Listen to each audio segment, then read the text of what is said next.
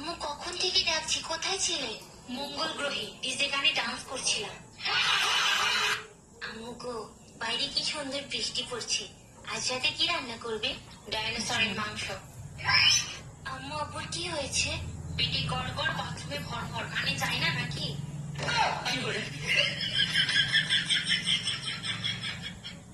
জিজ্ঞেস করবো? হ্যাঁ করো। তোমার মতে বর কাকে বলে? বর বর হচ্ছে সেই মহাপুরুষ যে রান্নার সময় বলে যা খুশি বানাও, আর খাওয়ার সময় বলে এটা কি বানিয়েছে। বর হচ্ছে সেই যার কাছে বন্ধুদের জন্য অঢেল সময়, আর বউ সময় চাইলে মুখ্যমন্ত্রীর থেকেও বেশি ব্যস্ত।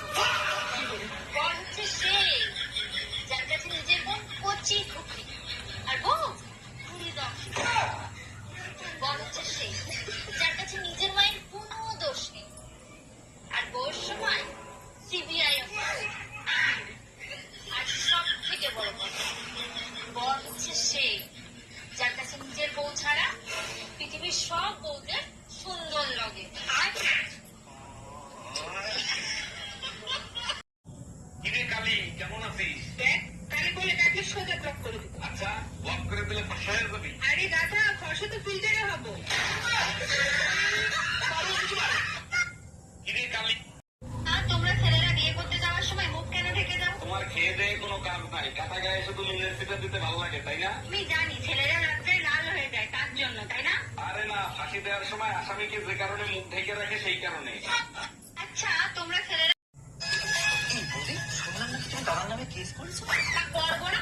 আমি বেঁচে থাকতে তোমার দাদা অন্য মেয়ে ছেলের সাথে লটর পটর করবে? আজকে ঝুম্পা বৌদি, কালকে টুম্পা বৌদি, এরে নিয়ে পার্কে যাবে, ওরে নিয়ে সিনেমায় যাবে, তা আমি ছেড়ে দেবো নাকি? তা তুমি এসব জানলে কি করে? আমার বয়ফ্রেন্ড মনে বলেছে।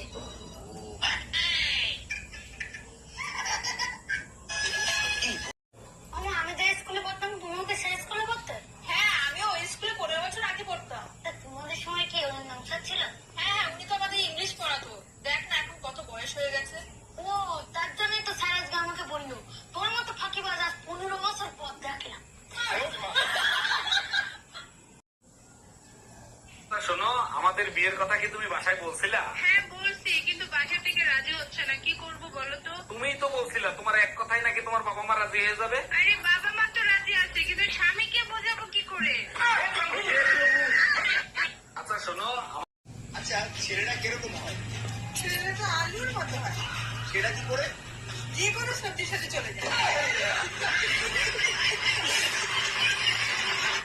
আচ্ছা, যে বারবার বারণ করেছে তো কেন এত গাঁজা খাচ্ছ?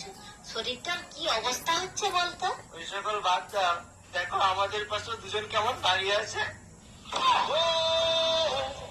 গাঞ্জা গাঞ্জা।